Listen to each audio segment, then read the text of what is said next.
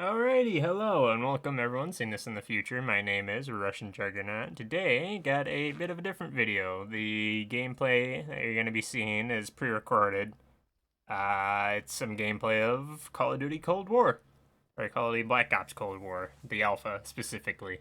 So, and that's what this is my opinions on the alpha that I played over the weekend, this past weekend. The alpha's over now, so if you're seeing this video, sadly, can't play it anymore for now. I'm not too sure if they're gonna be doing. I seen when I booted up the alpha today, it said something about October 8th, but I didn't actually read what it said. So I don't know if there's gonna be another beta or an actual beta test of it, and there's gonna be more stuff that they're gonna show off or what. But yeah, this video is my opinions on it.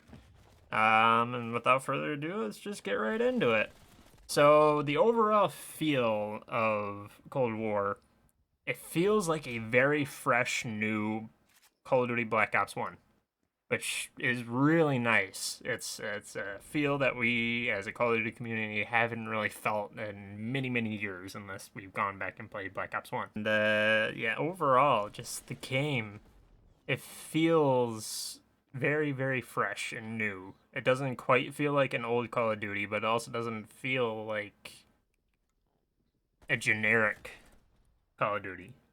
It doesn't particularly feel like the same thing rehashed, but it is also an alpha, so who knows what's going to happen within a year or so after it's been released. It very well will probably follow the same trends as previous Call of Duties. There's going to be a shit ton of microtransactions and everything, but moving beyond that, the guns, one of the most important parts of Call of Duty.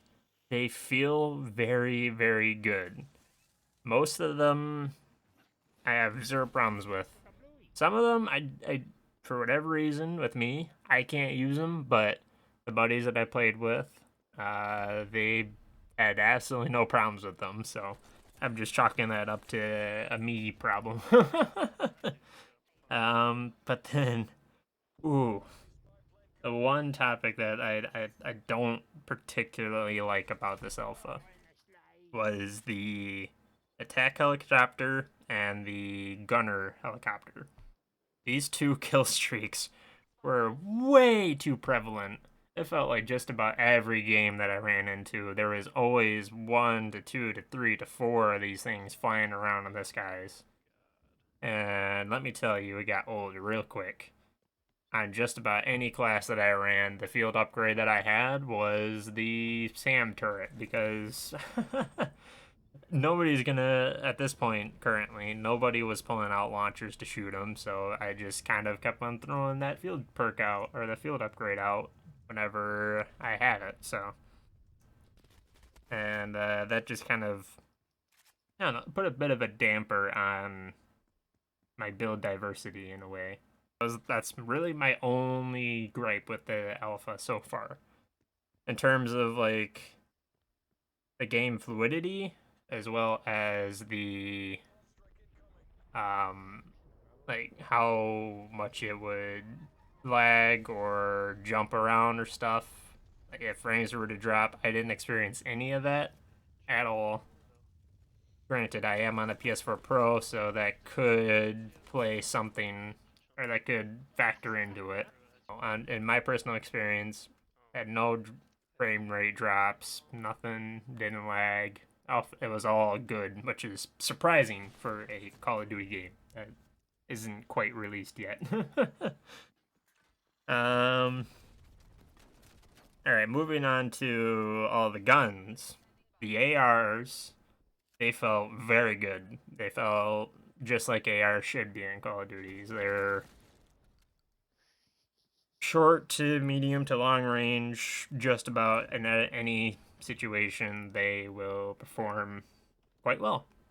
Um, there's only 3 ARs that they showed off in the alpha. I hope that there's more guns in the game when it releases. If there's not, then definitely a problem there. But the 3 ARs, the AK-74, the XM4, and the... I don't remember what the third one was, but they all performed quite well. So, moving on to the SMGs, they also performed very good. The Uzi, it's not quite like old Uzis or just about any other Uzi that Call of Duty has had. It is very slow firing compared to previous Uzis, which threw me for a loop at first, the first time I used it, but after you get used to that and you actually land your shots, it's quite good. Surprisingly good for how slow it is. And then the MP5, that thing had so much fire rate. It was amazing. Very good gun. Low damage, high fire rate. You land your shots, they're dead. Not much more to say about that one. And then the AK-74U. This is where I didn't have... How do I say this? I didn't perform well with the AK-74U, but from the feedback of my buddies who tried it out, they didn't have any problem with it at all. So that very well could have just been me having a couple bad games, and I happened to have the AK-74U in my hands at the time. So that's kind of what I'm chalking that one up to, but I figured it was still worth mentioning that, I don't know.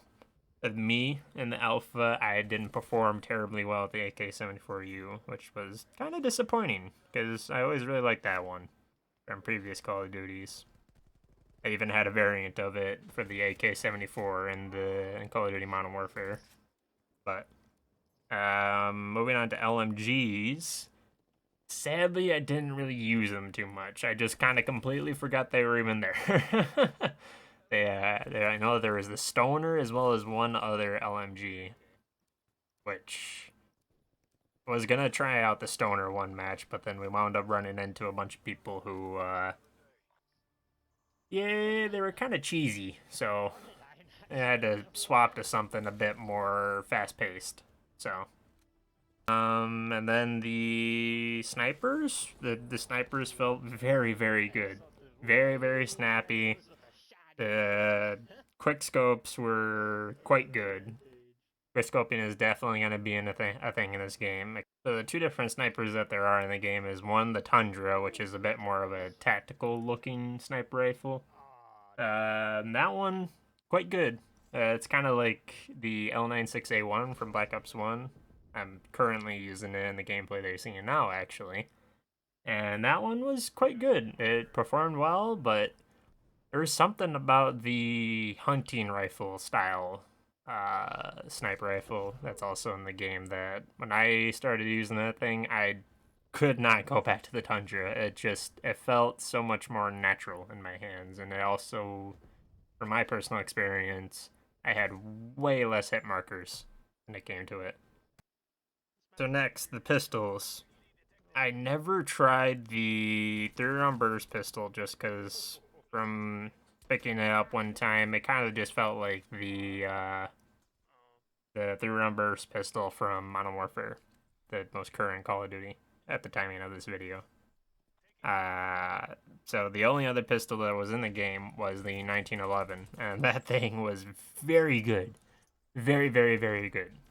I don't think there was a single time when I was in a gunfight that I didn't lose the gunfight, or that I didn't win the gunfight. And I had the 1911 in my hands. It has a lot of power behind it. Can fire it off very quickly, just like the Spaz. And yeah, moving on to shotguns. There's two shotguns in this one. The Spaz as well as a pump shotgun, which I can't remember the name of. And hands down, best shotgun in the game is the Spaz, just because of the fire rate of it. It has so much fire rate. It is very, very, very, very, very good. And I would highly expect a nerf coming in the future to it. Just because, I don't know, it's Call of Duty. If they do nerf it, what I hope that they do is they just slightly nerf the fire rate. Doesn't need to be nerfed way into the ground and be useless, but just a bit of a fire rate nerf would help it for sure.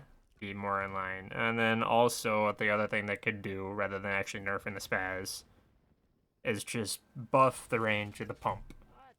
Now, granted, there is definitely gun leveling up and attachment unlocking in the game, and we weren't allowed to do that in the alpha at all. So the only attachments that we could equip to our guns were just already there in our inventory waiting for us as soon as we loaded up the alpha. There was no actual gun leveling up in the alpha.